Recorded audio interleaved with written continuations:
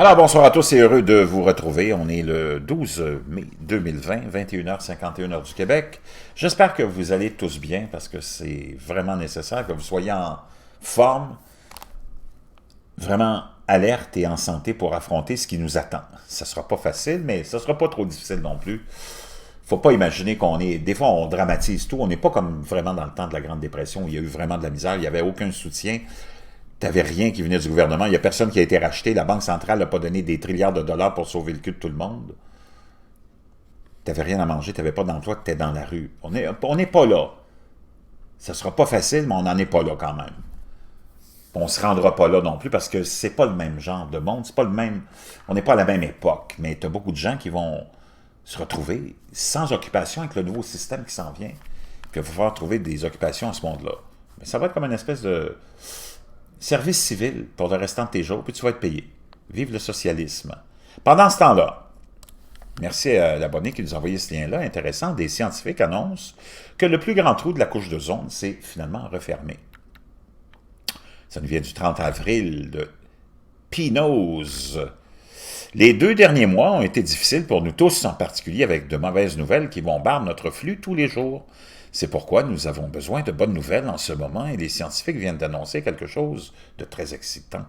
Il s'avère qu'un grand trou dans la couche d'ozone arctique qui a été observé pour la première fois en mars s'est refermé, comme le montrent les photos fournies par la NASA Ozone Watch. Un grand trou dans la couche d'ozone s'étendait largement sur le dessus de l'hémisphère nord. Heureusement, il n'a fallu qu'un mois environ pour que le trou se referme.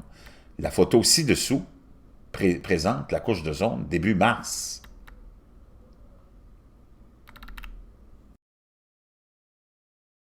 Le Copernicus Atmosphere Monitoring Service attribue la guérison de la couche d'ozone, dans ce cas particulier, à des causes. Selon eux, le vortex polaire, qui est une grande zone de basse pression constituée d'air froid, tourbillonnant, est ce qui a provoqué l'amincissement de la couche d'ozone. Un fort vortex polaire a été observé pendant plusieurs semaines en mars et il a fait en sorte que l'air froid reste piégé au pôle Nord, ce qui à son tour produit des nuages de haute altitude où des réactions chimiques stimulent l'appauvrissement de la couche d'ozone lorsqu'il est exposé au soleil. Maintenant que le vortex polaire commence à s'éteindre, les valeurs de l'ozone reviennent lentement à la normale, d'où les photos récentes montrant la disparition du trou d'ozone. Il semble que le trou ait atteint son apogée le 26 mars. Un mois plus tard, le 26 avril, boum, le trou est maintenant refermé.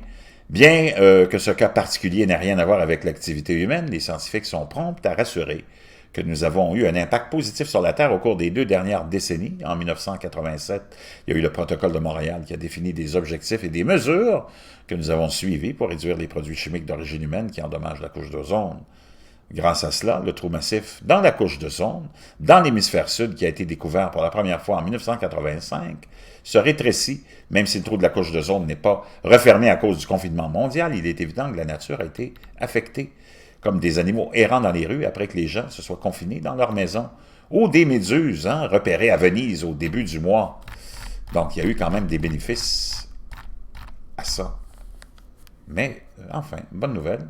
Si ce trou de la couche d'ozone s'est refermé, ben, tant mieux.